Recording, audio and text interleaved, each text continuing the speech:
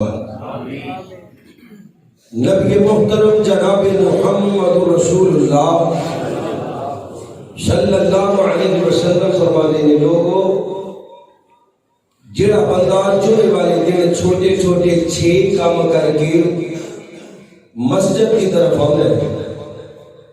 جمعے والے دن چھوٹے چھوٹے 6 کام خود غسل کر دے، گھر والوں کو غسل کی تلقین کر دے. اللہ نے اچھے کپڑے دیتے نہیں تے اچھے کپڑے زیب دان کر دے. پیدل چل کے مسجد آنے تے گھر والوں نے پیدل چل کے آن دی تلقین کر دے. امام کے قریب ہو کے بیٹھ دے، توجہ نال خطبہ سماعت کر دے. دوران خطبہ کوئی لغو کام نہیں کرتا. اللہ دے نبی فرماتے ہیں اللہ ہر قدم دے بدلے 1 سال دے نفلی روزیاں دا ثواب دیندا ہے تے 1 سال دے نفلی قیام دا ثواب دیندا ہے.